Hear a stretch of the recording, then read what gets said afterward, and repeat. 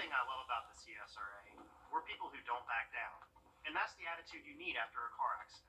It's a threat to your health, it's a struggle for your family, and it's a battle with insurance companies that are not on your side. That's why people call me the Augusta guy, because after an accident, you need a law firm that won't back down. Injured? Call Austin Jackson, the Augusta guy. 706-724-7224. 706-724-7224. At Savannah Medicare Specialist, we proudly... From the station that's on your side, this is News 12 at 6 o'clock. All new at 6 o'clock, the Georgia Department of Health will start hearing from ambulance providers tomorrow as the state gets ready to take over the Augusta-Richmond County EMS zone. News 12's Craig Allison live in the newsroom for us. Craig, Gold Cross has just filed a protest against the city over how things have been going. What will that mean going forward? Well, Richard, it basically is to set the record straight. Gold Cross feels they were misrepresented in the bid process when the city was trying to get control of the zone. And they believe they should have scored higher on beating out the winning bidder of last week's thing, but it wouldn't be where it is right now without that. Now, Vice President of Gold Cross, Stephen Vincent, also responded today to claims by commissioners that they've been working with some commissioners behind the scenes. He says he's been transparent with an open door for everyone. They even have his cell phone, and there's been no bribery. Moving forward to tomorrow's hearing with the zoning committee, Gold Cross wants to reapply again because the last time they acquired control of the zone was 10 years ago, and things have changed since then. When we applied for the zone back in 2013, healthcare was a completely different beast at that point. You know, it was different. There was nowhere near the amount of 911 abuse where people were calling for any reason for an ambulance.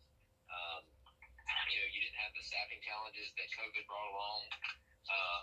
And so when we presented that proposal, there's certain things in there that just doesn't make sense anymore. And tomorrow's Zoom meeting with the Region 6 EMS Zoning Committee starts at 10 a.m. and is open to anyone, and we'll post a link on our website at wrdw.com. All right, thanks for following that for us, Craig. We are expecting temps to be falling into the 50s as we continue over the next several hours. May need that light jacket, but not really going to feel too much like wintertime as we head into late tonight and early tomorrow. Generally speaking, most of us should stay in the 40s for overnight lows. Outside the city, a little bit cooler in the low 40s. Inside the metro, most likely stay in the upper 40s. Nice dry weather does continue on Wednesday. High temperatures even warmer than today, hitting highs in the mid to upper 70s across the region. Have a look at some rain moving in later in the week in just about 10 minutes. Bamberg native Nikki Haley announced she is running for president. It makes her the first Republican to challenge former President Donald Trump in the 2024 race. I'm Nikki Haley, and I'm running for president. She featured her hometown, Bamberg, in her announcement video on social media. Haley was also the Palmetto State's first female governor and served as ambassador to the United Nations under the Trump administration. New information tonight about the ongoing issues with the restrooms over at Diamond Lake. Central Service telling city leaders today 26 pipes need to be completely redone. They expect that to cost around $820,000 to fix all the issues. That's a lot, but still less than the $3 million it would take to tear down and rebuild one of the towers there. Augusta committee members also agreed to find a way to pay for that repair by next Tuesday when they meet. Another city issue, the boathouse near the marina. After burst pipes went unnoticed earlier this winter, the already aging building needs even more repairs, and it's making that hard for the local rowing club to train over there. News 12's Nick Veland live for us at the boathouse with how the head coach is working on a solution to this problem. Nick?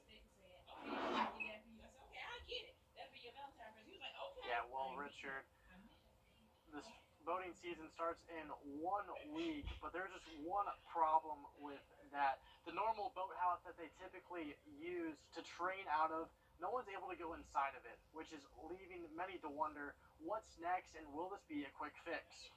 They've asked us to put several plans together, from cheapest to most expensive and from short-term to long-term. Brad Holderin, who's been the head coach of the Augusta Rowing Club for 8 years, says he'd like to stay put. Ideally, we would like to still be able to use our building, just use it as a garage and keep our equipment safe inside. The training facility is located on the Savannah River at a perfect location for rowing, which is why 5 high schools and college rowing teams from the north are traveling down to Augusta to train at the start of the spring season. But this year will be different than those in the past. Normally they like to use our building if the weather turns bad on a day, and we can't allow them inside the building now, so that's a little frustrating. But the river's still good, the river's still beautiful, and will still function. Brad says that rowing brings in $1 to $1.5 million every year with different events all centered around the building. He wants to grow the sport even more in the area, but he has concerns that some teams may not come back next year due to the lack of a building. We're one of the strongest historic cities for the sport of rowing, and with everything we do for the junior kids in town, we think we're vital. And Brad says that there's endless possibilities when it comes to building a new boathouse. As for solutions, the city is asking Brad to come up with a few ideas and they'll evaluate from there. And Brad says that he completely understands that money is a factor when it comes to what's next with this process. Okay, Nick, thanks for the heads up. Gorgeous piece of property. You just hate to see it turn to dust. It's been a busy day for flower shops, but inflation cannot keep love down, apparently. News 12's Hallie Turner talked to shops about how inflation is impacting their business this Valentine's Day. As it turns out, prices are not keeping shoppers from getting gifts for their loves. When you think of Valentine's Day, heart-shaped chocolate, roses, and jewelry are top of the list. And so is inflation. But this year, one man tells me love isn't about the price tag. Ray Dunbar isn't from Augusta, but his girlfriend is. Used to just do it just because it was that day. To me, it's every day. But when his backup plan failed, he stepped it up this year and traveled 2 hours to surprise his queen. Today, I just couldn't resist it. I was going to do the normal routine, which is call profile, have them send it, but that didn't work. I was supposed to be at work. I called in so I can make the trip. 113 miles later, the owner of Martinez Flowers in Martinez is helping Ray pull off his surprise. We're not just ordering flowers usually for one person, especially on Valentine's Day. This is a gift item, so for that 1,000 orders that we have today, there's going to be 2,000 love stories that we're basically helping with. Kevin says with the increase in inflation, he wasn't sure how today would turn out. We didn't know, honestly, what this Valentine's Day was going to be like in general. We also didn't know what our margins were going to be like. Even though inflation has bottle prices increasing, people say it's worth it because you can't put a price tag on love. It's worth the expense. Ray's significant other of 5 years is a teacher in Augusta, and he says he will pay no matter the cost because she's worth it. She's my everything. She's worth it. And if it's important to her and she loves it, it's important to me. So happy Valentine's Day to all who celebrate. Also tonight, a new bill could allow some colleges in South Carolina to expand in-state tuition to students from Georgia and North Carolina. USC-Aiken is one of them, but it already lets kids from Richmond and Columbia counties pay in-state tuition. As News 12's Alyssa Lyons reports, this could help attract students from Atlanta or North Carolina. House Bill 3325. More options, less money. We have capacity for 1,000. We have 1,000 beds on campus. Currently, less than 700 are occupied. So by being able to strategically recruit in a place like Georgia or perhaps North Carolina, higher population zones distant from our campus, we figure we will be able to offset some of the losses that we're facing. The bill would allow students in Georgia and North Carolina access to in-state tuition to now 7 South Carolina schools, including USC-Aiken. The number is pretty small from North Carolina. It's a bit of a stretch. About 30 or so students from North Carolina currently on campus. We have nearly 250 from Georgia that are part of USC-Aiken programs at present. Half of those come from Columbia and Richmond County. To attend USC-Aiken in-state, it costs around $5,200 per semester. Over the border, it's double. We're 90%, almost 90% in-state residents, college students at USC-Aiken, but other universities across the state don't have that high of a population. We see more of it as an opportunity to engage with more students, so we don't look at it as a financial loss. There was a catch, not anymore. The subcommittee struck down a 250 award limit. It was kind of an arbitrary number. And frankly, I don't think we need the cap, because if you come to us looking for money because of these discounts offered, you're not going to get it. So we kind of leave the cap to you. To one day fill every seat open. In Aiken, Alyssa Lyons on your side. So if this passes, it could take effect this fall. Now that it's been approved by the subcommittee, the bill goes to the full House Education and Public Works Committee next, so still a little ways to go. Still ahead this Valentine's Day, a love story between two people living half a world away. Coming up, they walk us through the marriage visa application process so many others are also waiting through. And our nice spring-like weather is going to continue over the next couple of days, but we are tracking our next chance for rain to show up Friday. Full forecast for you just after a quick break. Time and temp. We're cooling off for the weekend. High temps only in the 50s and waking up below freezing Saturday and Sunday morning.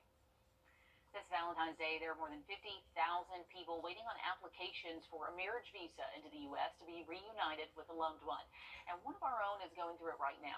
Wrdw sat down with our News 12 chief engineer about this process and how he makes a relationship work from about 4,000 miles away.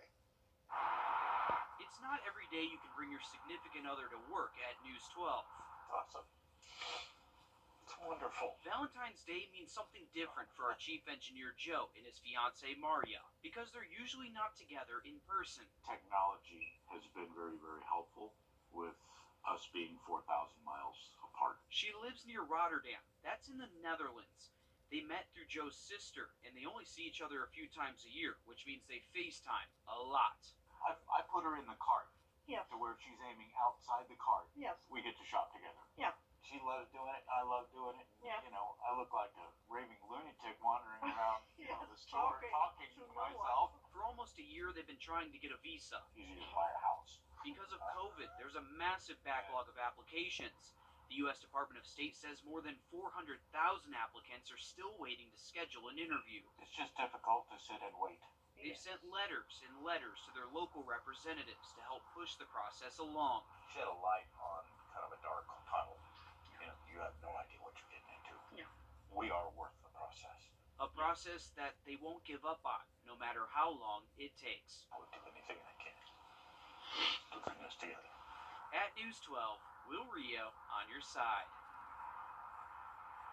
No, just the sweetest people, but it is hard, you know. When you're in love, you want to spend every minute together. That is a long-distance love story, and they're making it work. I know they're ready to get to the end of that tunnel, though. Absolutely. Right now, they say the process is expected to take 15 and a half months, so they're on that wait list and just hoping for the best. Meanwhile, lots of technology in that relationship. Yeah, for sure. They're keeping it fresh. Yeah, a lot of people facing the same thing. Mm-hmm. Okay, still to come here on News 12 at 6 o'clock. A couple of North Augusta football players making their families, their coaches, their schools proud by signing to play at the next level. We're going to hear from the Jackets next in sports. On your sideline, sports brought to you by the Hawk Law Group. While National Signing Day has come and gone, the window for high school athletes to sign their letters of intent to play for the colleges of their choosing is still open. This afternoon, a couple of North Augusta Yellow Jackets signed the dotted line to play college football. Quarterback Colston Brown likes being a Yellow Jacket so much that he's decided to be one for another 4 years by going to Georgia Tech, while his right-hand man and stud running back DJ Curry will be taking his talents to Newberry College. These two seniors shared this special moment with their families, teammates, and coaches, and they're looking forward to continuing their football careers. Ecstatic about it. I mean, it's everything you ever dreamed for as a kid. It's what you work for. It's what you go. It's what you play on the playground in middle school and elementary school. It's what you dream about. And seeing it come to fruition is amazing. It brings back a ton of memories from past players' signing days. It brings back a ton of memories from my own signing day. Just knowing that these guys have accomplished their goals and their dreams of playing college football is exciting to be a part of.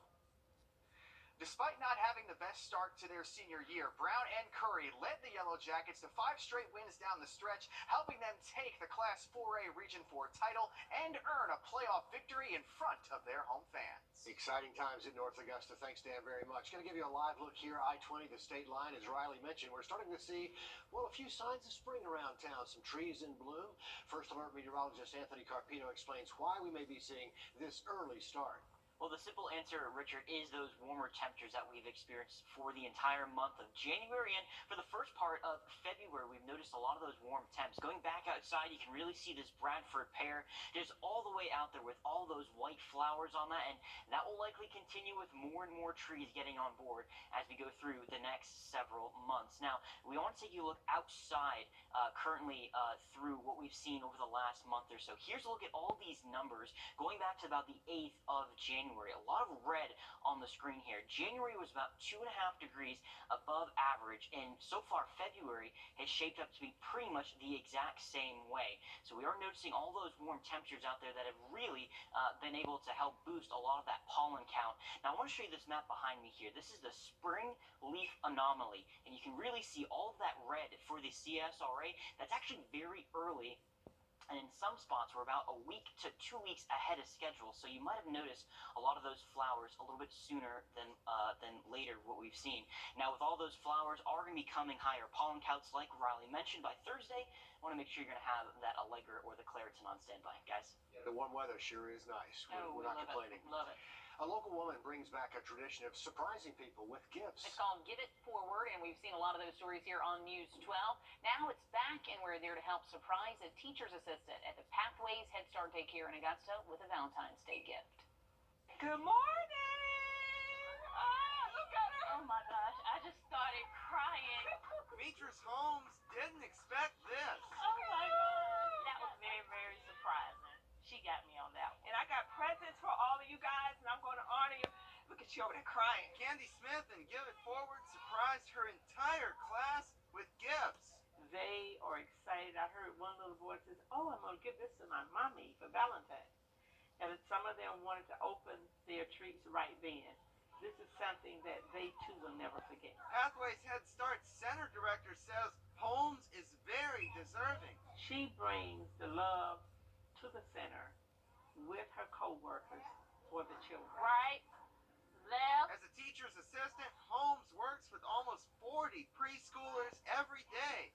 She teaches them all kinds of things, like right now, how to dance. Right. Excited for her to get the recognition that she is getting, because all teachers need to be recognized. It really warms my heart that knowing that I am making a difference in those children's lives. Holmes says it feels great getting recognized for it.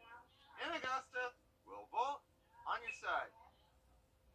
Candy says someone all the way from Maryland helped make that donation happen. And she says her next surprise is already in the works, but we never know where Give It Forward will show up next, so stick around. Can't wait to find out, Riley. Well, if you're trying to make those weekend plans with your Valentine, we are looking at a pretty chilly outlook on Saturday, but later into our Sunday, we're warming right back up into the 60s. Look at that 7 day just after the break.